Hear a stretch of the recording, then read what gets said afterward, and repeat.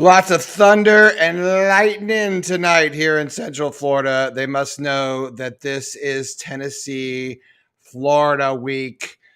We got lots to talk about tonight.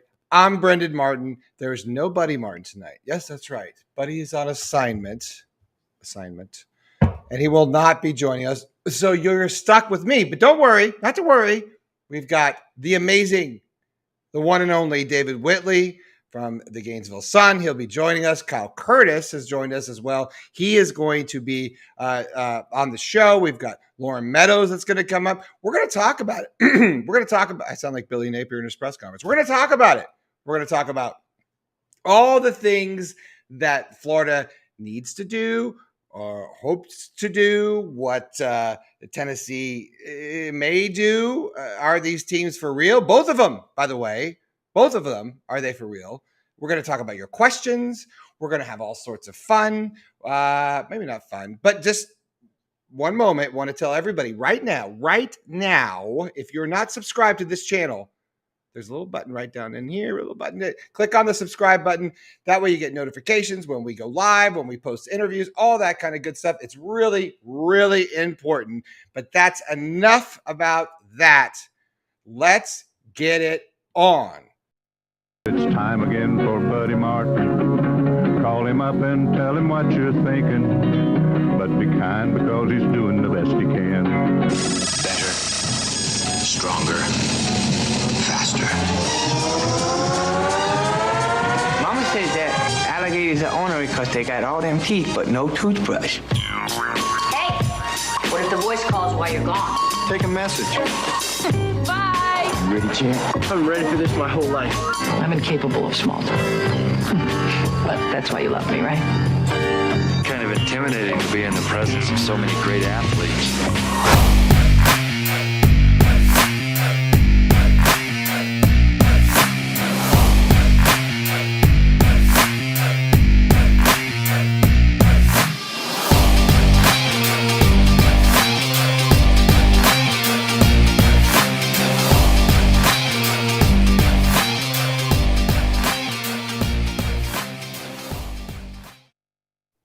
And dilly dilly to you all out there tonight. It says that on the sign right there, Mr. Whitley. Dilly dilly.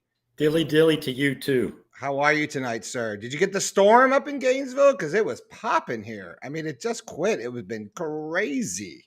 I saw a lot of lightning, but didn't get any actual rain up here. No thunder and lightning for you? Oh, well. No, they're saving it for Saturday night.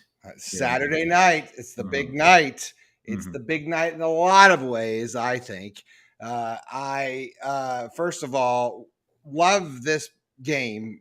Probably, if you're a Gator fan at all, you got to love this game. Traditionally, it's been the game of the year. You hear a lot. I heard Chris Storing talking about it today, that this game was his favorite game to play in. I think he got his first catch in Tennessee versus Florida. But particularly this juncture in time, I think this game has a lot of significance. Wouldn't you agree? I agree. Not to stop us in our tracks, but for people, where's Buddy tonight? Buddy's on assignment. Okay, so this is I've sent him to assignment. I thought the audience might want to know, and he's on us. But he's healthy. He's okay. I mean, I still got the last name Martin. I mean, it's pretty good. It's sort of like turning on the Tonight Show back in the day. Instead of Carson, it's Joey Bishop. Yeah, you were always bummed about that. Yeah, but that's okay. I'm not. I love Joey Bishop. You love Joey Bishop because that's the kind of guy you are. We heard Billy at his press conference on Monday. He was very excited, understandably so. I was at the game. I probably a little less excited when you're playing a Division I AA team called the Eastern Cowboys, which I didn't know until they announced that in the stadium. Did you know they're the Eastern Cowboys? That was the official. They're the Eastern Cowboys? Eastern Cowboys. The McNeese State Eastern Cowboys. From Louisiana. I wish I'd have known that. I didn't know there's a difference between an Eastern Cowboy and a Western Cowboy. I heard a lot about, during the show, because I watched the second half. I was invited up to the Champions Club, David. I watched the second half up there, and I heard the announcer says, "Oh yeah, the McNeese State Eastern Cowboys." I said, okay. Okay. Well, wow. Now we've got wonder if they're the Eastern Volunteers or they've been keeping that secret for a long time. I think they're probably keeping a lot of things secret, but nonetheless, the Gators had an impressive showing. I think they certainly lined up on sides, which is a bonus. Could no double numbers, no double numbers on the field at the same time. Although they did miss the opening extra point, which was Rome wasn't rebuilt in a day. You had to have something. Yeah, I agree. I agree. We'll sort of break that down. We've got Lauren Meadows in the green room, Kyle Curtis in the green. We're going to bring them in a minute. But based off, you were at the press conference. I heard your question. Always my favorite question of the entire press conference, by the way. What was your take? You were there. I didn't get a chance to go, but what was your take with Billy sort of in his vibe? He seemed very upbeat about everything. Yeah, he's been upbeat since the Utah game, and there's no reason not to be upbeat after McNeese State. I mean, everything comes under the asterisk of it was McNeese State, but you can still, even though you're going to win, by pick a score, you can still look sloppy against anybody. And they went out there and they had, I guess, 4 penalties. There was the requisite special teams miscue, but the kickoff team, Trey smacked just about every ball through the end zone. So all in all, from what we've been seeing from the special teams, it was a good game. And from the offensive line, much better on things that, really they could have continued to have these problems even against the McNeese State, which is offsides, the illegal procedures, so that kind of silliness that just killed them at Utah. So it was a much cleaner game, which they really needed to get. And otherwise, you looked about as good as you can look against a McNeese State. Yeah. And so you just file that away and you think, okay, now do we take, it was your classic confidence build. Actually, it was more like a mouthwash. Yeah, it's like a really good scope wash. A good scope wash after Utah. And like minty green. I like the minty green kind. That's the kind I have. Yeah, so like after a really bad meal, it's an after dinner mint. But but like the chocolatey ones, Yeah, with the little green line. Yeah, those ones. Those. You always take a few extra. Oh yeah. I make it into a candy bar. I think so. I would call it the McNeese State candy bar at this point. So they got a lot of that taste out of their mouth, and it's a confidence restorer for them.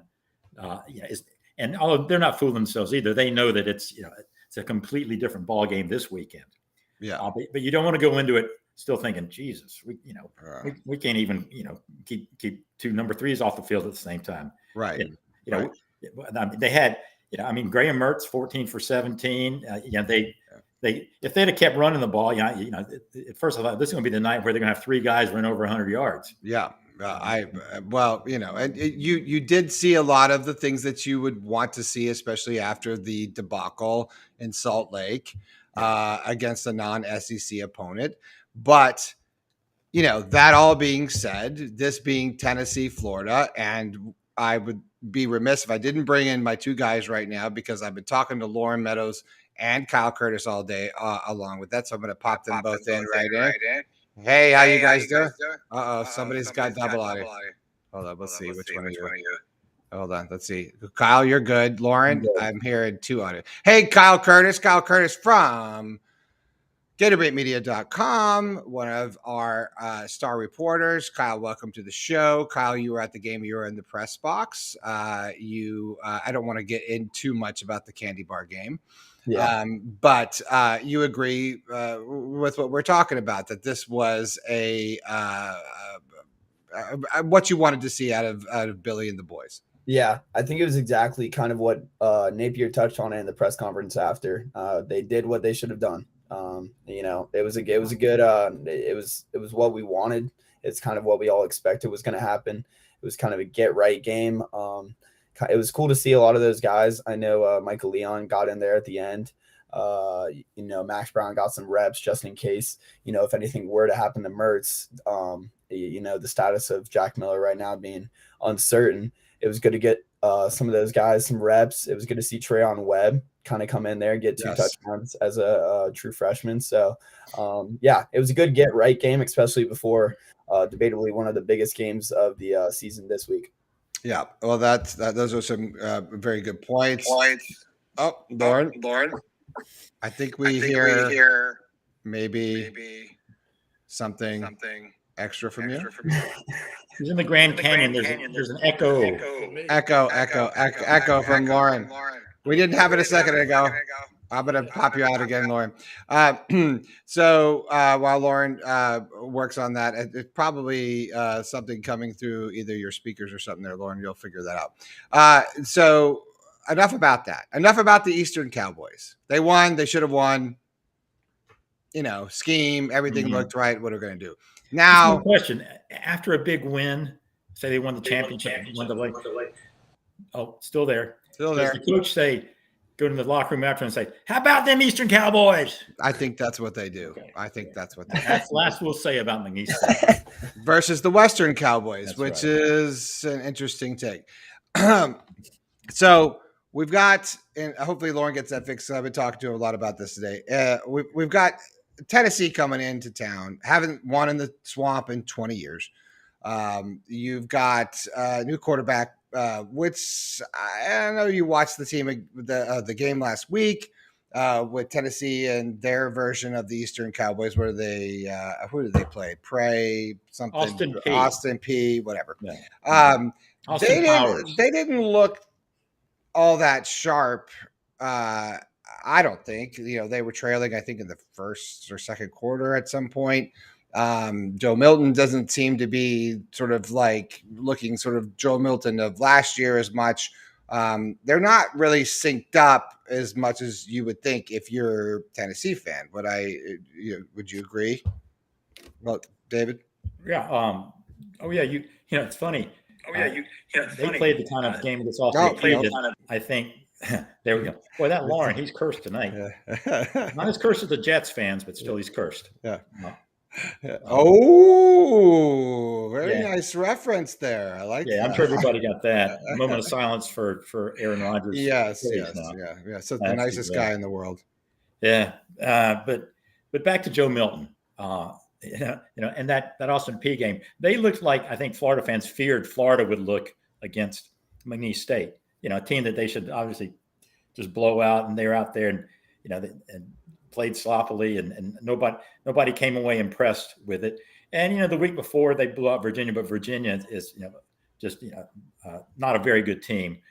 So if you're coming into this game, and you're Tennessee, you really have as many questions as Florida fans do. Just about based on this. I mean, because you don't know what you got after the first 2 games, because is Milton the guy? Who knows? He reminds me in a lot of ways of Anthony Richardson, in that he's incredible. I was going to say that. Great, except of course, I think he's 5 years older than Anthony still. Yeah, he's like 33, I think. Yeah. But he's got I think he was a starting QB 2 years ago when they came in here. Yeah. He was like 2 for 7, and they pulled him out, and did the year of watching Hendon Hooker play like Joe Namath. Had that much. He had a really good finish there, but so far he's like, you just don't. So he's the kind of guy, he's AR. He can light you up. He's AR all day. Yeah. Or he could throw it 90 yards, standing flat-footed. He's sort of a physical specimen. Right. That kind of guy you fear, because he can really burn you. But you're also thinking, we defense this guy well enough. We can handle it. Yeah. Well, and Kyle, he's got he's got his own sort of arsenal there with a Squirrel White that runs like flat-footed 23 miles an hour, whatever it was that they clocked him at. He can get loose back there, and if they can start putting it together, certainly Utah was able to put it together in the first drive of the game, which definitely changed the trajectory of that game. But at least I thought, you might. I know they're predominantly a rushing team, but if they can start throwing the ball around a little bit in this sort of younger secondary of Florida's, it could be it's not something that the Gators want to see. Wouldn't you agree, Kyle? Yeah, I mean, kind of what you guys were saying. Joe Milton, he has the intangibles. Well, sorry, And you're still there, Lauren. kind of what you saw, I don't know, what I saw on, especially on social media all off season is, how far this guy can throw the ball, how he's going to be such a, a seamless replacement for a guy like Hendon Hooker. And when I'm seeing all these comparisons, I obviously bought into it a little bit just based off how much it was posted. But at the same time, I mean, Hendon Hooker was phenomenal last year before that torn ACL. People forget that he was one of the top 3 people in that Heisman race. So, but I mean, you touched on it. His main thing is the arm power, and you touched on the wide receivers. And the main thing that's kind of worrying me is, those defensive backs looked a little shaky, especially, I mean, not as much last week against McNeese State, but they got exposed a few times, especially on that first play against Utah. Utah is a very good team, but I think that on the outside, Tennessee might have more playmakers, and Milton is probably going to be able to hurt you a little bit more than Utah's third string or whoever they had in there at the time. So well, Lauren, I'm sorry, buddy. We keep trying to bring you in. We keep getting the double audio from you. I'll research it, see if I can't find something online. Sorry, Carl. Go ahead. But yeah, so being able to contain Joe Milton, and I think the main thing here is just not letting him get his confidence, because if he hits, a 30-yard out and then, puts together a few throws, then you might be able to start seeing what all these people on social media have been talking about all off season. Yeah, I agree. And, that's something which we're sort of going to discuss here. The Swamp is going to be raucous. 90,000 people. It's one of the toughest places to play in the SEC. They're going to be excited, especially with Joe Milton's comments. Was it pre-SEC media days that he doesn't lose in Florida? Although now he says that was taken out of context. There's plenty of locker room material there that I think Florida fan is going to be pretty excited. So I anticipate that the Swamp is going to be loud. Got new lights and everything, by the way. As I was listening to Dan Mullen today talk about, look, you got 90,000 screaming fans barreling down in your ear. That can be definitely something that's off-putting. So you got to expect Florida fan is going to show up. It's going to be loud. It's going to be raucous. But the way that you take any stadium out of it is that, a turnover, get a touchdown early, those kinds of things. And it's possible that, you got to think Heupel is going to be ready for that sort of thing. Yeah, the way you take him out of it is to hit a 70-yard TD on the first play. Yeah, just right off the top. Yeah, just take it right off the top. Mm-hmm. I don't see that happening, but that's, I think, the most intriguing storyline going into this is Austin Armstrong. Still there. We try to go. I tell you, he is He's trying. He is the Jets tonight. He is Aaron Rodgers tonight. Yeah, yeah.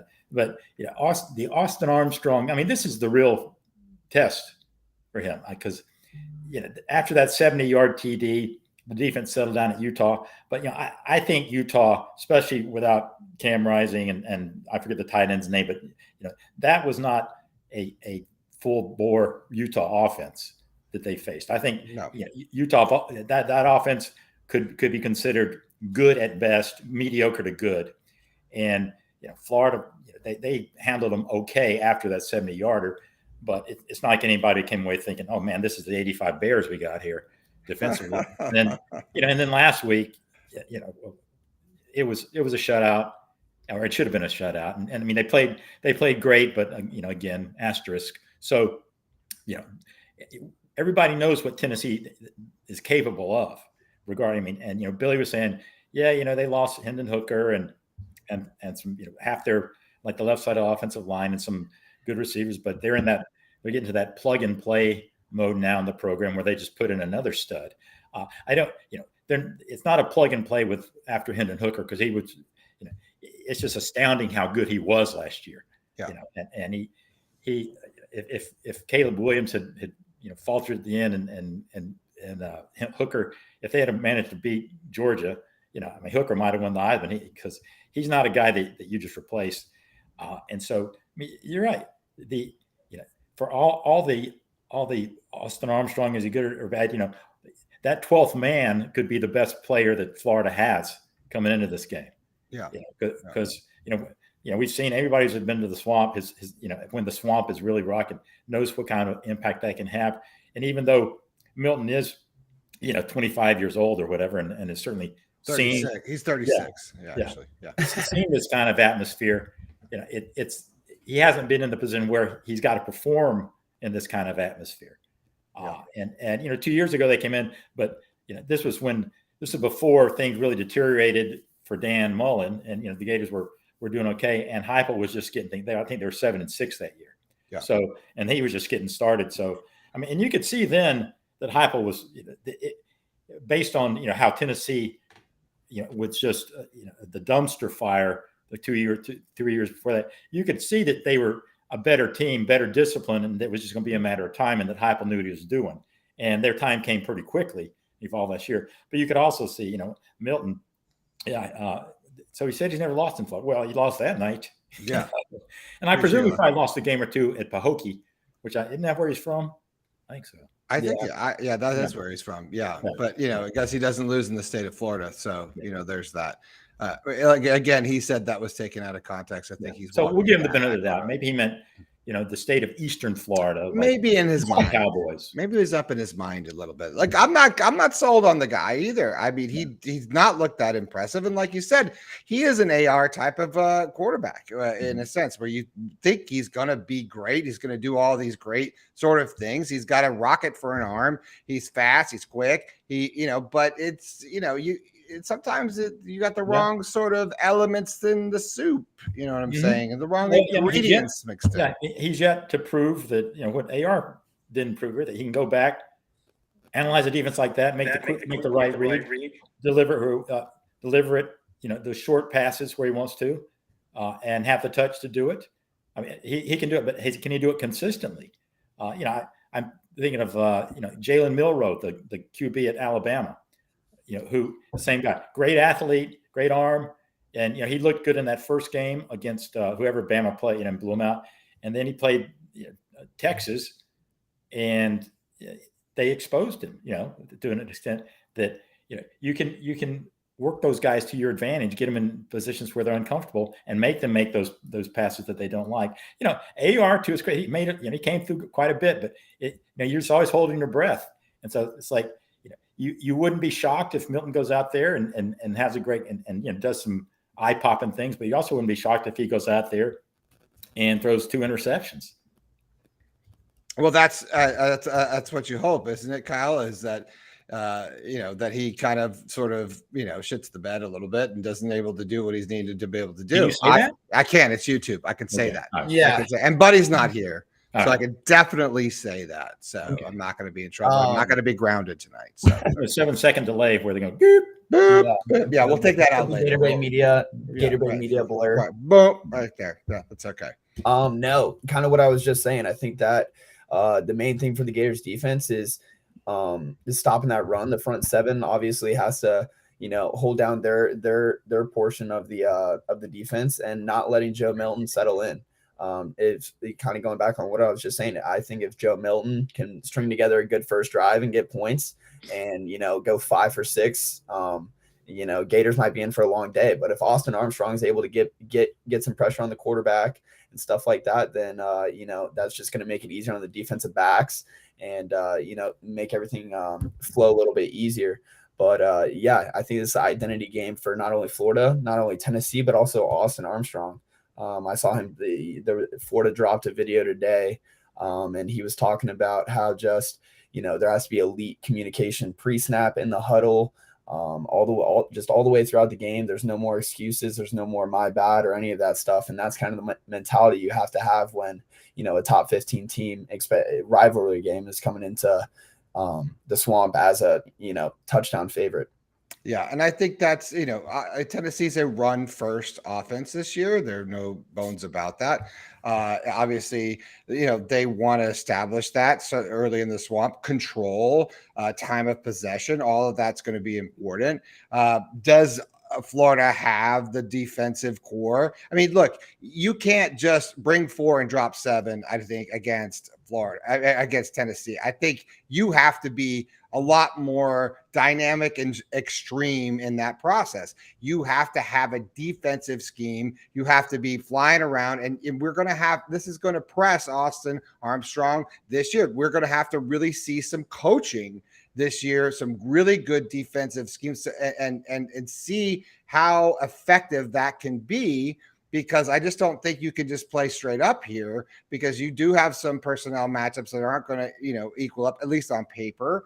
And I think they're going to probably load the box a little bit and hope to shut down the run, and then hope that their defensive or their D-backs are going to be able to do what is necessary. But I do worry about the deep threat quite a bit. Maybe I'm still got some trauma from the Utah game, but there is a lot of that to be said there, because it's a young secondary, and there are some concerns there. Although their numbers have been decent this year, not over the top great, but they haven't been really pressed. And I have to hard say that a Pac-12 team or like Utah or whatever is going to be the hardest thing that they're going to see as a threat this year. So that to me, like I said, is if they're able to sort of establish themselves, with a little bit of the run, get the play action rolling, that's going to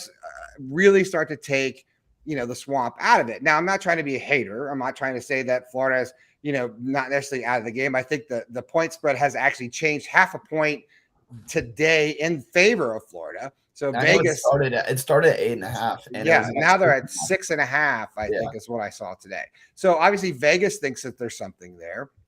And not that really says much, but they do. Those guys are pretty right most of the time. So, I think that there's something to consider. I think that there was something seen against the Eastern Cowboys that, maybe that they're playing cohesive. Defense has played fairly, pretty good this year. But don't you agree that this is going to be a test for Austin Armstrong and what he's able to bring to the table as a defensive scheme? Oh, if you're Armstrong, you gotta be sort of rubbing your hands in. Yeah, this is what I was hired for. This is why they bought me in to scheme against this kind of thing. He's crying, man. He's crying. I know. Poor guy. Yeah. I hear an echo. I hear an echo. Yes. Yeah. But I think he will have the schemes probably to do it. But then will the players have the execution that it takes to make those schemes effective? And that's file that again under the remains to be seen. Tennessee is such a unique challenge with the fast break offense. Just boom, boom, boom, up tempo constantly. I mean, they do it far more than any other Power 5 team lately. And the time of possession, they don't even care. I mean, last year, I think Austin Peay had the ball 39 minutes. Yeah. Then at 21. But they're happy to do that. They know going in that's the way it's going to be, and they're fine with it because they figure we'll score a touchdown every 90 seconds, and then you can take 5 minutes to drive the ball down and maybe get a field goal or something, or maybe not. Right. And then boom, they are that's what that offense is built on. So I wouldn't be least bit surprised if Florida wins the ball the time of possession. They're going to be an upset if they don't. But that's just the way Tennessee plays. So I don't think it'll indicate Florida's dominating. I mean, certainly you want to keep the ball, you want to keep them off the field, but it's not like that they don't know that every week and that they haven't taken advantage of it pretty well in the last 13 games since they really got it rolling last year. Yeah, Kyle. Yeah, I mean, as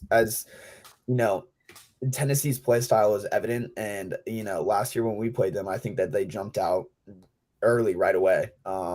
And as important as time of possession is and stuff like that, I think being able to, establish our identity early in the game, because, you saw it in the Utah game where we talked about it where, maybe the play calling might have been skewed kind of after that first 3 and out and then the touchdown. The 2 Montrell Johnson, Trevor Etienne only got a combined 10 carries in that game. I think we only had like 13 yards rushing. I think that both those guys are going to need to have a big role on Saturday if the Gators want to have a chance. And if Tennessee does happen to jump out early, say they get the ball first and score with, I don't think that should, affect Billy Napier's play calling, nor Austin Armstrong's. I think that, you still got to dial up the blitzes because we didn't even have 1 sack against Utah. I think that we're going to have a few sacks this week if we want to have a chance and, stay true to ourselves on offense. I think. Go ahead, David. Okay, another thing that we haven't seen anything of is a turnover this year. Yay! You hear us all right, Lauren? Because you're not double echoing on us. Yeah, I got the. I went with that. You sound the best out of both, brother. Yeah, Lauren Meadows in the house. Yeah, How are you, Lauren? Dr. Dre and Jimmy Iovine with the Beats headphones. There you go. It looks tight. It looks good. Sorry, David. Go ahead. Yeah, sorry. Oh, no, I'm just so pleased to have Lauren with us now. Lauren, we can catch up on what we're talking about for 35 minutes, and that's it. We think that Tennessee is going to win by about 73 points. Yes. Your thoughts? 73-0. Yeah. No, I think this game is a lot more even than people give it credit for. Brendan and I talked about it earlier. I think that there's some holes in the Tennessee secondary that can be exploited. And like everybody talks about the front for Tennessee, but they gave up 500 yards to Florida last year. So it's not like they're this stiff, not at the 2001 Ravens or anything like that. So, I mean, it could be a back and forth game. And I agree with Billy Napier, if they can, get off the field and force them in the red zone to kick field goals, I think they got a shot. I mean, obviously being at home will help, but, I will say that if the sins of Billy Napier repeat themselves, what I mean by, if you look at the course of the game and how, you look at analytics and things like that, had he played that game a little different, Florida actually would have been going in to kick a field goal at the end of the game last year, and so you got to be careful because, the game is kind of like 4 chapters, quarters are like chapters and it kind of comes and goes. But, I think that a lot of people are left with the Joe Milton they saw against Clemson, but they don't forget, they've forgotten the Joe Milton that we saw the last time in the swamp, which was somebody who really struggled with the crowd noise and things like that. And that wasn't a very good Florida defense at all. So, I think what's been lost on some of the things with Graham Mertz and some of the other guys is I think Austin Armstrong is starting to put together a sound defense where they play assignment football. And, really Tennessee, I think, scored on 2 busts last year in the game where they just literally forgot about Jalen Hyde, coming out the backfield. And so, it's going to be interesting. I think it's a little closer I think it's a lot more evenly matched than people think. And I think you might actually get better quarterback play. Even though Anthony Richardson had one of his better games against Tennessee, I think Graham Mertz might be poised to have a decent day. Well, Lauren, when we were just discussing, sort of defensively, Austin Armstrong needing to really have a great game, probably one of the best games of his life coaching, because you can't, and I made the comment that you can't just, bring 4, drop 7 and hope to beat Tennessee. We're going to have to see a lot more, stunts. We're going to have to see a lot more blitzes, a lot more coaching per se here, defensive scheme. And we've had a lot of conversations about schemes in the last 2 games, you and I personally. Right. What do you think Austin's got to do here to really be effective to stop the run initially and then, and force them to the air and see if they can start making connections, which they've struggled with this year? Well, if you remember, the first thing Austin Armstrong said, and Mr. Whitley, you can correct me if I'm wrong, but one of the first things he said, he talked about his ability or his desire to be very versatile as a defense and to be able to adjust different schemes week to week based on the opponent, because particularly in the SEC, you see so many diverse styles and schemes of offense. So I think when he made that comment, I think one of the games that he had in mind was this particular game. And, when he talked about that, so, obviously he's been in a couple places that, he has some familiarity with those type of offenses. I think that, he'll come in with a different kind of scheme. I think what we saw from the Gators the last 2 games, we may not see that this game. Now, I'm not saying they're going to go, and bring 7 and those kind of things, but I do agree, Brendan, you may see some stunts. You may see some different things where, to kind of create some different looks for Joe Milton in the run game, because obviously the quarterback run game can really hurt you in this offense, particularly with them playing fast and you lose your eye discipline and things like that. So you could see a situation where, instead of the end crashing, the inside, one of the inside backers kind of loops down and creates a different view in the read option game and some of that stuff. And that's what I would do, try to just make it where, okay, this time, you kind of, maybe even Princely kind of slides in and he takes the dive, and then, the backer loops around and has quarterback to kind of just change things a little bit, and just really make it hard for Milton to kind of see things on a flat landscape. Is what those guys want to do in that read option game is see a clear picture and get downhill as fast as he can. So anytime they can make Milton, what I call run the hump when he pulls it, quickly and things like that, because what they try to do is they get you in 2nd and 3 or whatever. But if Florida can take that 2nd and 3 and maybe turn it into a 3rd and 6, it kind of balances things out a little bit. And, that's where they get you. And then, when they kind of start to kind of give you some of those looks where, like you say, they take the wide receiver, they're kind of hiding behind the line a little bit to make you kind of lose your eye discipline a little bit. Just a lot of communication. And, it always turns into basically 4 verticals. A lot of times if they see those lanes open and keep their hash integrity, I mean, I think they could be pretty good on the back end too. So, yeah, it's going to be interesting. It is going to be interesting. And I want to switch gears a little bit. I know we're going to lose Kyle here in a minute, so I want to get some of his takes. Offensively, is a whole nother sort of story, obviously, because the Tennessee, I think, defensively is a little bit more established as a sort of a unit, right? What's the guy? Is it James Pierce, the all-star edge that's had 5 sacks this year? Florida obviously has had problems at the line of scrimmage, right? They can't protect Mertz to drop back and seemingly get off any sort of a deep pass. The pass protection is certainly struggled. The run protection hasn't been that much better either. And I don't count a game like last week as much as a real depiction of what it's like to line up against the Tennessee, because in that position and that role, it's a lot more about size and speed, and clearly Florida has the advantage on that.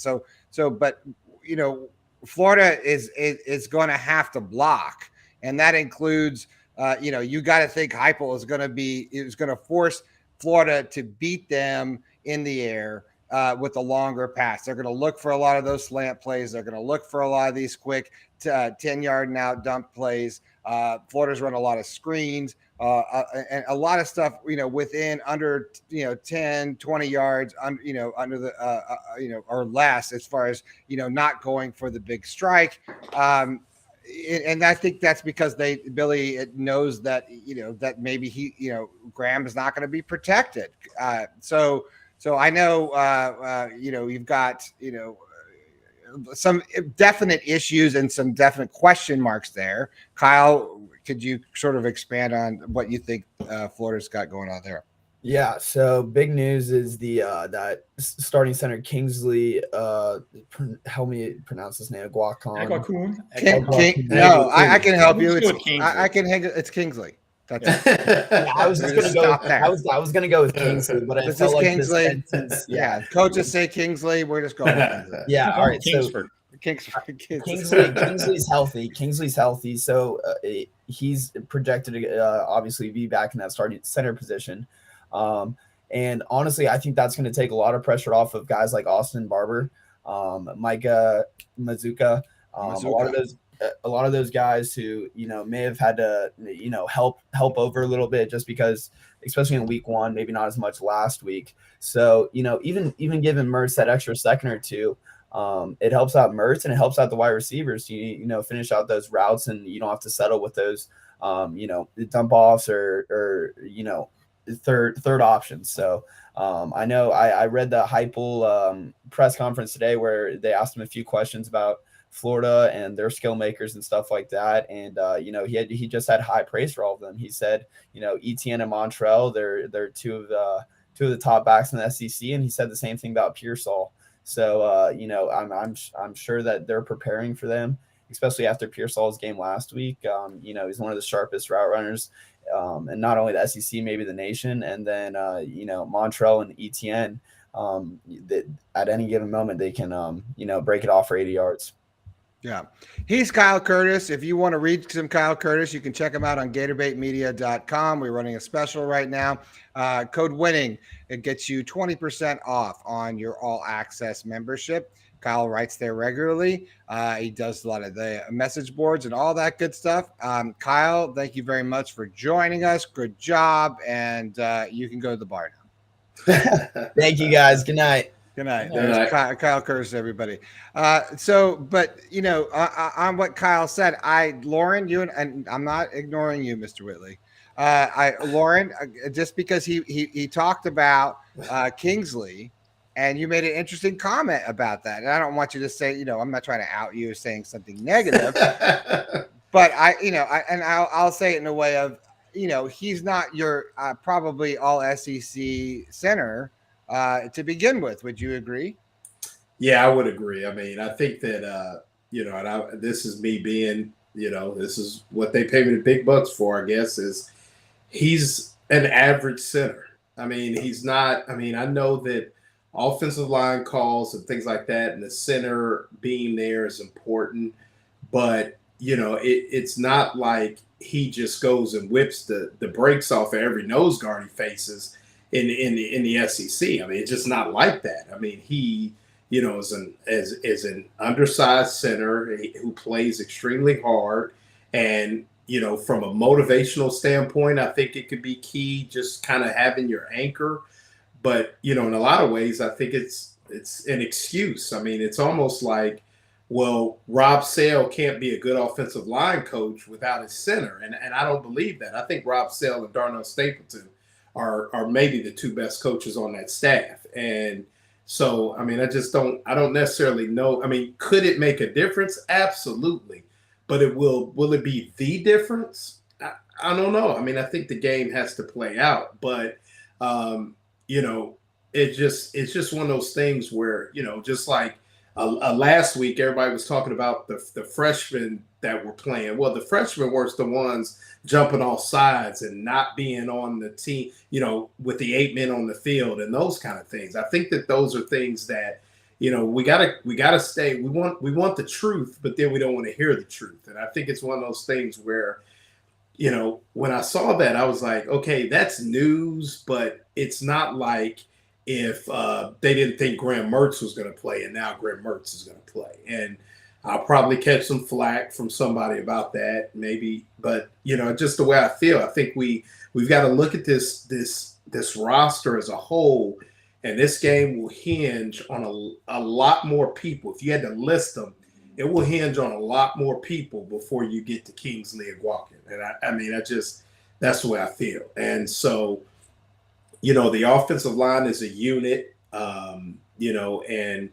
I think, that may help the cohesiveness a little bit. But like you and I talked, I think a lot of the protection problems against Utah weren't just the offensive line.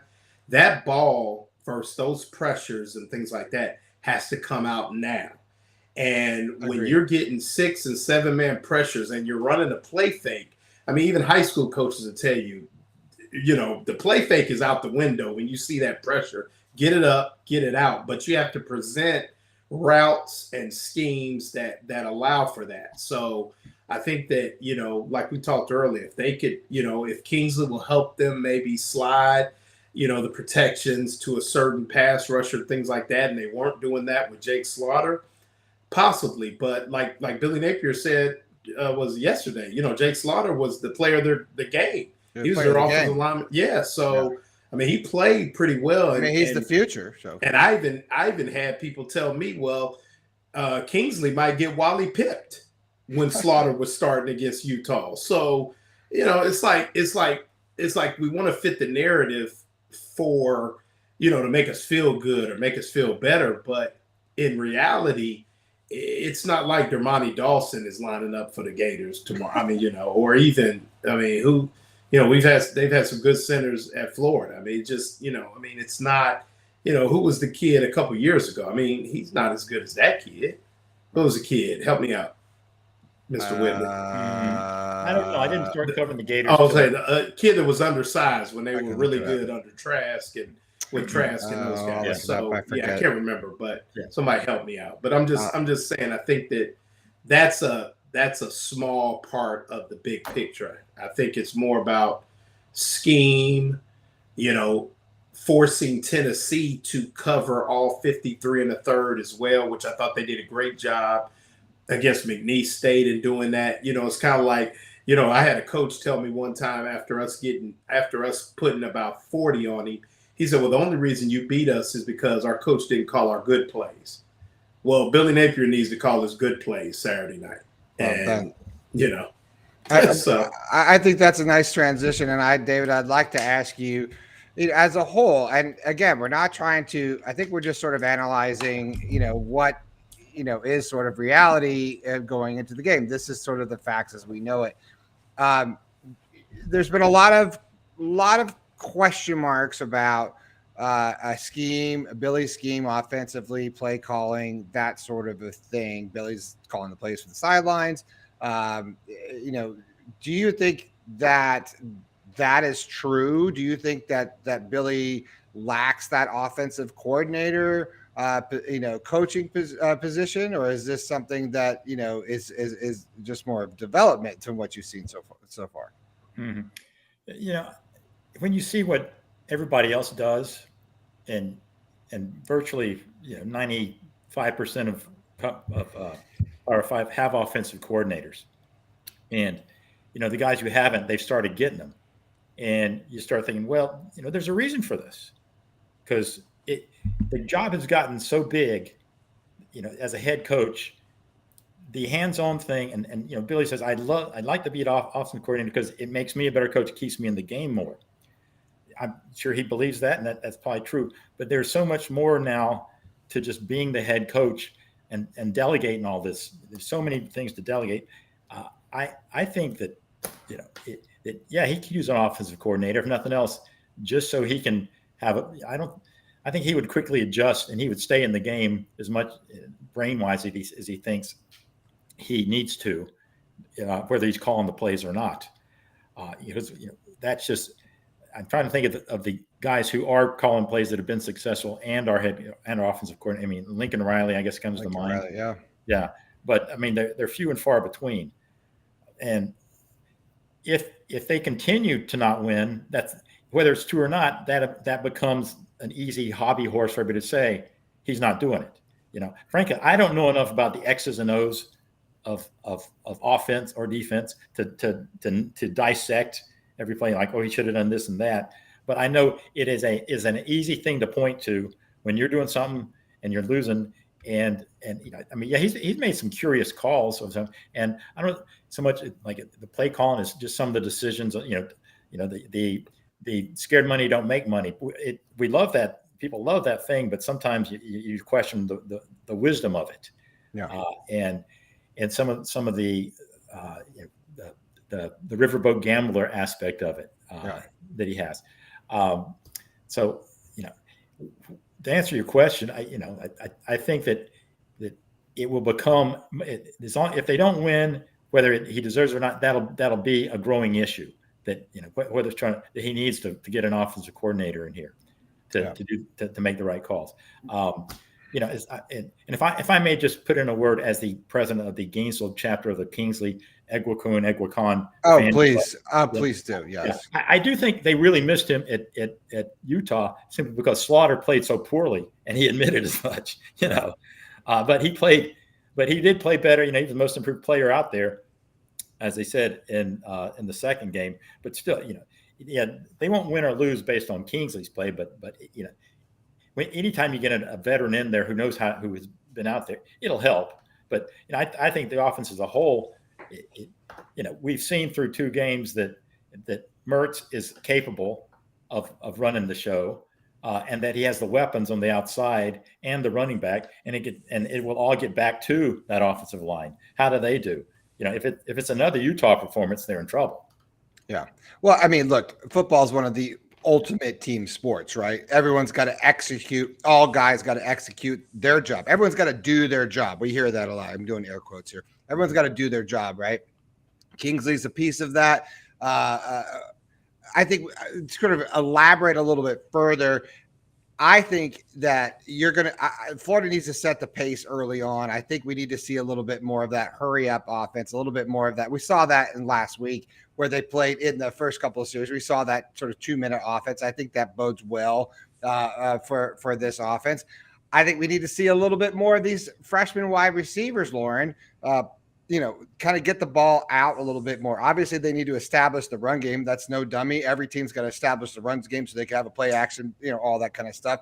But particularly, you know, talk to me more about what Florida needs to do on the outside there with these younger wide receivers. I don't feel like we've really seen a lot of that.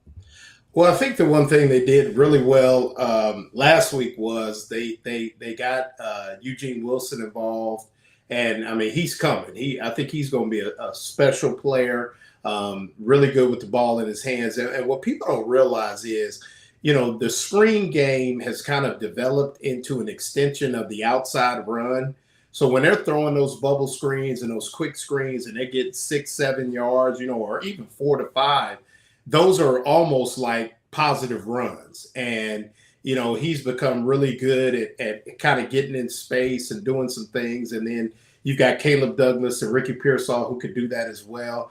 And then really, I think, you know, the next 2 would be Andy Jean and Aiden Mizell. They're the guys those are the guys we keep talking about. If they could get the defense to creep up a little bit, could have some opportunities down the field and things like that. But like I said, I think with, you know, some of the run game and getting the defense to kind of move and really stressing the eye discipline, I really think they have enough with Wilson, Douglas, and Pearsall in a lot of different ways, because it, you know, even if you throw that screen out to Wilson a couple times and he gets 5 and 6, and then you fake it out there, and then here comes Pearsall behind him, you know, on any type of curl or something like that, you have that opportunity. And I know a lot of people have been you know, stressing that, you know, they want the Gators to kind of put the ball down the field a little bit.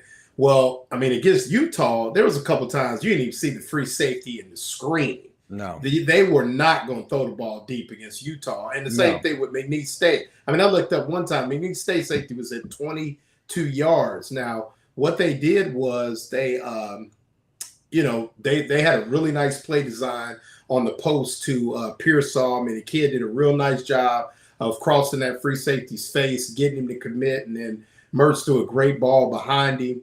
But, you know, I mean, a lot of teams have just decided it's not going to happen tonight. You know, we're going to commit everything to the run, keep one guy back, and you're going to beat us, you know, kind of in intermediate and things like that. And I think that's where they could really develop. But I think if they stick to, you know, a situation where, you know, like I said, getting Eugene Wilson and Ricky Pearsall involved in that quick screen game, they kind of loosens that thing up, and then you can run those zone plays with ETN and Johnson, and I think they'll be in good shape. And the other thing they haven't really done, which I think is kind of underestimated, is they really haven't thrown the ball out to ETN. And if you remember last year, a couple times they threw a little quick screens out to him and things like that. And he was pretty effective with that too. So they've got some opportunities to really stress that defense from just a width standpoint and forces some eye discipline.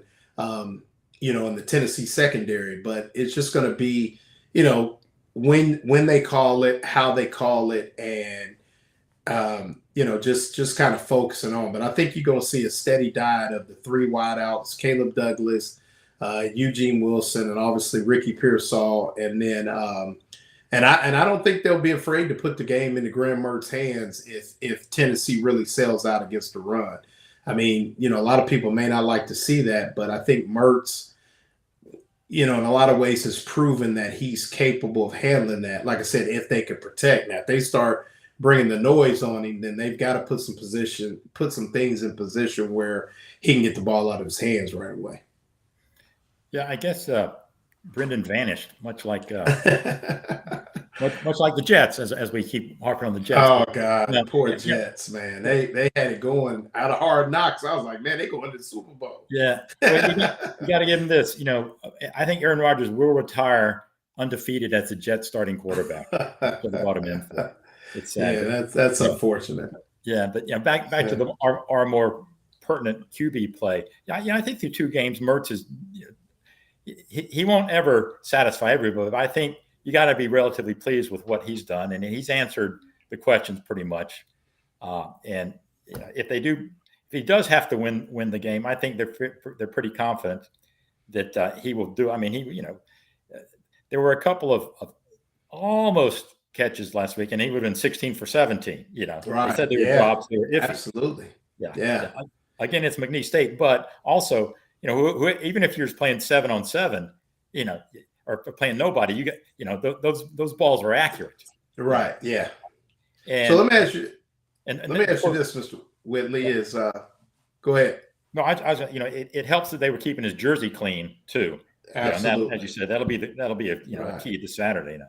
Sorry, everybody. I lost power there, and that's why we pay the big bucks for this nice Restream studio. Sorry. I was going to throw something else in there, Brendan. Is the other thing, and I think this lends to the point that you said is, and Shane brought up a good point when he was talking to your dad this morning. Is I think we'd all like to see a little bit more, and Mr. Whitley, you can agree too. Is maybe a little four wide out looks, and I think that could be effective as well. We haven't seen that a lot, but that could be something that could really maybe be effective. Because, like I said, I think they're a lot better team when they're spread out than some of those bunch sets, compressed sets that they run. I think when they really spread teams out, I think it opens things up for Mertz with a better look. And like you said, that would allow guys like Andy Jean and Mizell to maybe be involved a little bit more if they do. Even when they go empty, they keep a tight end in the game and maybe actually go with 5 true wideouts or 4 I felt we saw a little bit more of that scheme during the Utah game where they were running trips and a couple of different looks. I didn't notice as much during the McNeese game. I think they're sort of just wanting to get everybody on the line of scrimmage. But it's in the package because they attempted to put that together. I got to think we're going to see a lot more of that on Saturday. Yeah, I think we're going to see a lot of things we haven't seen so far. Yeah, I think that they've been keeping things, not that they're going to come out and the wishbone or anything. but I'm sure that they've had this game circled for a while, and as Lauren said earlier, you got to play versatile, have a versatile team. Defensively, they got to bring out some stuff they haven't seen so far because that's Tennessee's going to make them do it. With the way they attack the ball, so from an X's and O standpoint, I think this kind of thing that the coaches are this is what should get them fired up because it's such an interesting test. Matching wits with Josh Heupel. If you're a defensive coordinator, that's got to be fun in a way. It also got to be a little bit scary. But if you have the personnel to do it, and that's the question. I think they're getting the personnel to do it. They didn't have it last year, obviously, but you can see that the roster's coming over the minute of young guys, and it's just going to be interesting. It's been fun to be on watching this practice the past couple of weeks and how they are preparing for this up-tempo offense that Well, gets going to be thrown at them. Yeah, well, you remember the Urban Meyer days where they would just blow Rocky Top for 5 Yeah. days, as loud as they could. I'll never forget that. You could hear it from all the way across the campus. Look, we're coming up at the end of it. Good job, guys. But I want to. I've been trolling the internet today all day. I saw Dan Mullen and a couple of people placing Billy Napier on the hot seat. Right. I know there's a lot of hype about that. And I think Billy's fine for this year. I don't think he's going to go anywhere. I think Chris Collinsworth, not Chris Collinsworth. I heard on Allie's show today, they were talking about how this is his, Billy's kind of really his first year, right? It's just it's sort of like, give him this break because he had to sort of take it down to the studs and sort of rebuild. And I don't think that's the question. But Billy and the boys happened to put up a goose egg on this particular game. He's 0-6 against rival teams. That's not good if you're the head coach of University of Florida. Not saying I'm putting him on the hot seat because I just said I don't think he is, but the national perspective and people like a Dan Mullen, which he would love, I think, no more than to watch anyone who ever coaches the University of Florida ever again fail. And certainly gets him off the hot seat because, he supposedly ruined the program, which that's another conversation. Do you think this hurts Billy? If he can't find this sort of magic, got to beat the Georgias, the Florida States, the Tennessees, these kinds of things. If he goes 0-6, does this affect recruiting? Like, what's your take on sort of this entire sort of story? Because it's all over the internet. Mm-hmm. Lauren, you want to take that first?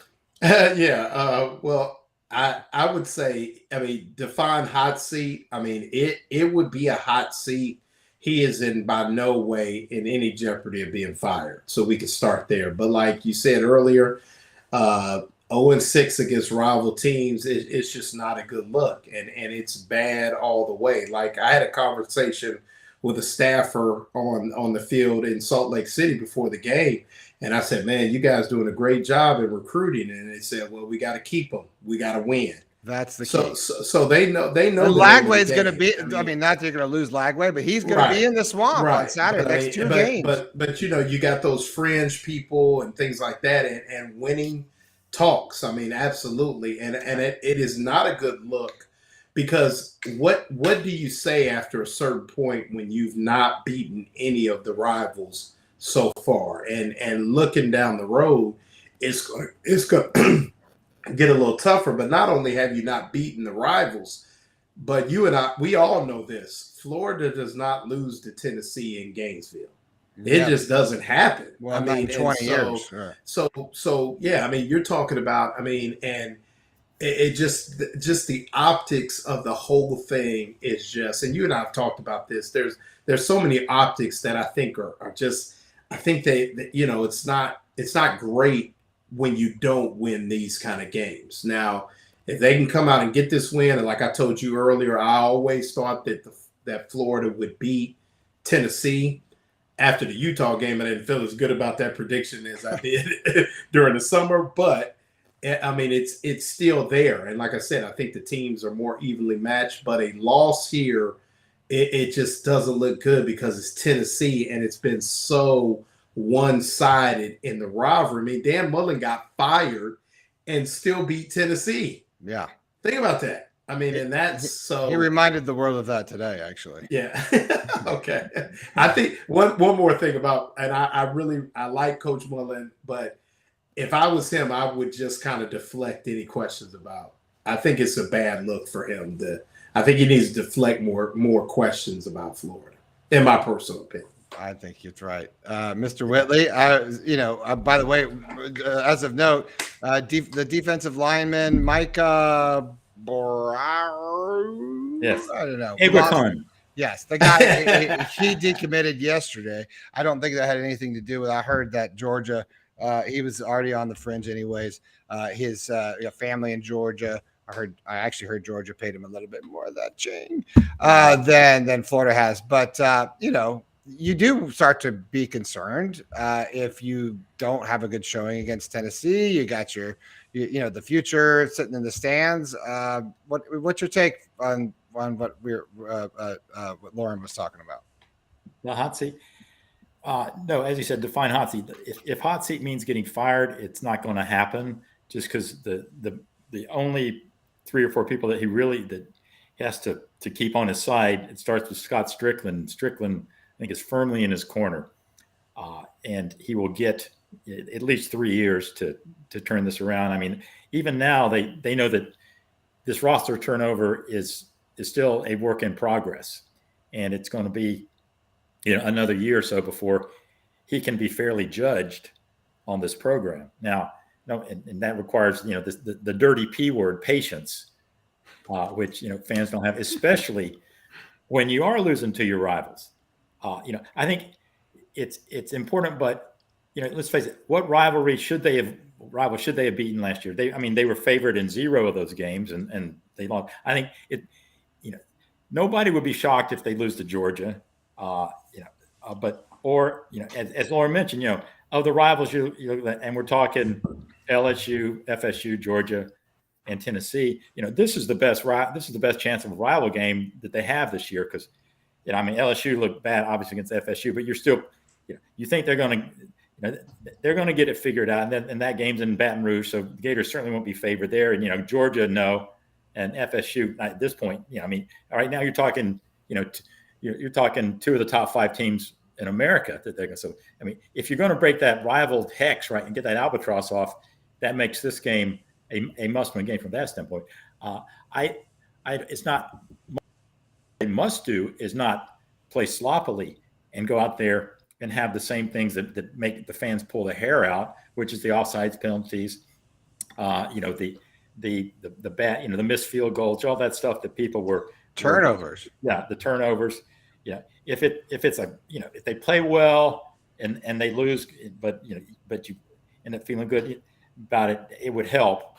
But as far as the hot seat, no, that's mainly a national image because let's face it, every week somebody's got to come up to fill their notebook on something. Says guys on the hot seat, and from the outside looking in, you would think, he's not doing it there. He hadn't turned it around. This is Florida. They're getting fed up. Put him on the hot seat. It's nobody's going to call and say you're crazy, because it's just a call. Yeah, it is hotter than it would be if they were winning, but it's not a hot seat. I'm going to get fired kind of thing. No. Only he's going to get fired is if there's some sort of Mel Tucker scandal that blows up here. Yikes! And I feel pretty safe in saying that Billy Napier is not the kind of guy who has phone sex with a staffer. I think we would all be fainting if that's the case. Something in the water up there, I'll tell you. Yeah. Well, all that falls under the old heading, hey, fans, things could be worse. Well, look, ultimately, here's the deal. The table, once again, is set. What the SEC's 3-6 after last week. Yeah. It's anyone's sort of ball game. Nobody's really played that great that came out. Even Georgia looked okay. The thing is this is college football, right? And who knows what can happen. Florida could go out and play every bit as what we saw against McNeese State and take on like a team, a Tennessee team that doesn't look that great either.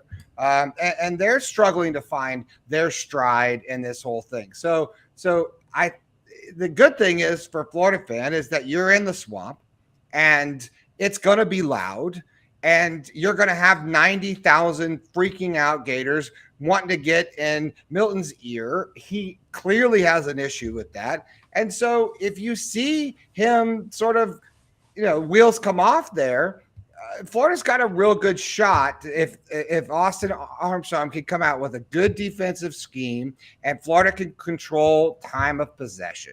And then we're looking at a potential there. And especially if you get ETN in the game, you get, a lot of these big players that we haven't seen a lot from. And if Graham Mertz can stay poised, which he's played pretty darn good football up to this point, I'm a fan of his.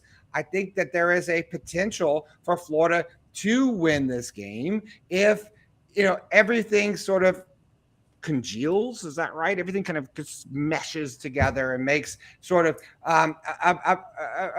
so they sort of gradually start to get a peak and get better as a squad and as a unit and buy-in, which we've heard a lot about since considering prime time and University of Colorado. Billy's got to get them up for this game. And I think that a lot of that does come down to the head coach and to a lot of the staff. Rob Sale, we haven't even talked a lot about this guy. He's got to get these guys coached up, ready to play football, and ready to come out and attack the line of scrimmage. And I think if we see that, there is a very strong potential that Florida can win this game. And then you go on a pretty decent run where you've got a couple of softballs and you can have a much better season than where you started, obviously, in Salt Lake. So I know we've run over our time. David, I just wanted to say, do you have a score prediction? Because I'm not going to talk to you again. Do you want to give me, or can you not talk to me again? Well, I'm done with you, David. Yeah. You're on assignment next week. Okay. Yeah. No, I really want to pick Florida because I think they're going to win, but because I think that I don't want to jinx them. David, you're a journalist. Okay. Yeah, There's no jinxing. So, don't step on the foul line. Okay. Yeah. And so I am going to go Tennessee 24-20, just because you got to beat the champ to be the champ. And they didn't. Tennessee has done nothing. They didn't look great so far, but they hadn't had to look great so far. I still think there's enough there, and they have enough of a rebuilding lead on Florida right now to pull it out. But wouldn't surprise me in the least if I'm wrong. All right, David Whitley, thank you very much, sir. I do the Johnny Carson. I gotta say, I'm a little worried because you said the S word this week, and at one point, Lauren said let loose with the term "run the hump." So I know that my hump. I'm thinking the YouTube censors might be on. You might be getting a letter from them. Okay, I'm paying him off with all the money I'm making here on YouTube. David Whitley, you can catch him on Gainesville Sun. He writes a regular column there. He is a fantastic journalist, and I enjoyed reading your stuff. And always look forward to talking to you on Tuesdays. Thank you, David. Have a good night. That was David Whitley. Lauren, we're not going to talk predictions because I'm going to talk to you Thursday on the Orange and Blue Bloods show with, me, you, Buddy, Franz, and there's that one guy. What's his name? He's your pal, the Atlanta Braves fan. Mr. Ben Troop. Ben Troop. Oh, yeah, Ben Troop. Yeah. I'm gonna have to start getting like the around the horn freeze frames to get like everybody around. But that's a good show. Thursday nights, 9:00. You can read Coach Lauren Meadows on GatorbaitMedia.com. He is one of the best, I think, at breaking down the games. He does a great pregame article, a great postgame article. Really talks about the X's and O's. Mr. Meadows, thank you very much, and love to your lovely wife. Tell her hello. All right, hug Stella for me. I will. Okay. We are a family show here. Thanks for hanging with us. I think we blew through all the breaks. That's okay, buddy's not here. I can do that. But we do want to thank our sponsor, Meldon Law and Titan MRI. You can catch Titan MRI as affordable MRIs. In fact, I recommended them today to somebody who said, I can't get an MRI for my mom. I said, go to Titan MRI. You have walk-in service availability. You can check them out. Good staff. It's in Gainesville. A really good facility. I've been up there. You just go to TitanMRI.com. Obviously, Meldon Law. They don't back down. You have any sort of golf cart crash or anything, that you need a lawyer for as far as that stuff is concerned. I'm sorry, Jeffrey. Don't get me mad. Carrie, him, We're and I are going to connect on a much better commercial, but check them out, meldonlaw.com.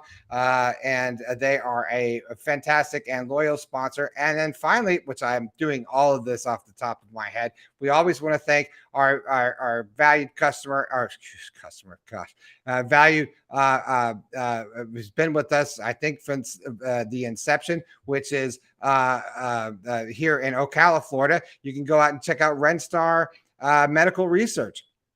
They do all sorts of medical research stuff here in Ocala.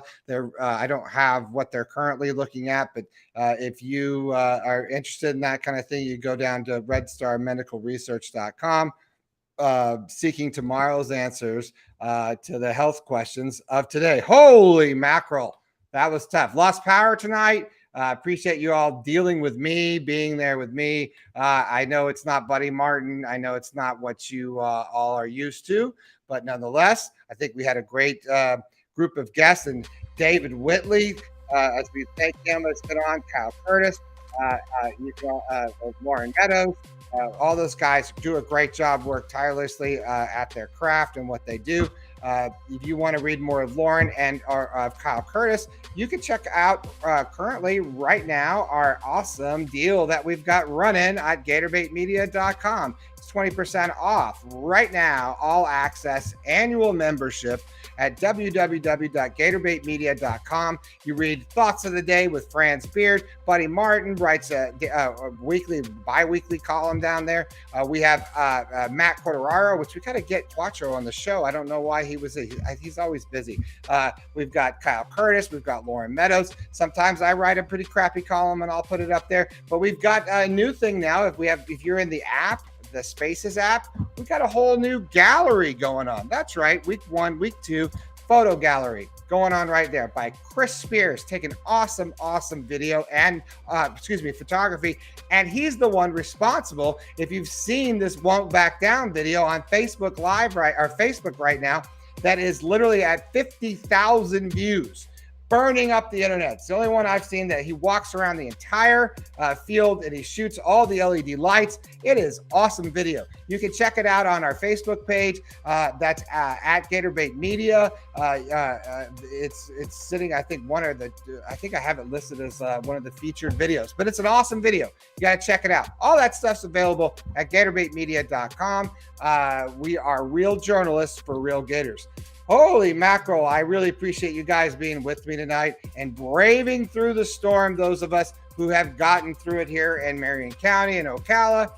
We are excited for tomorrow night, Wednesday night. It's Allie Peak Wilbur will be on.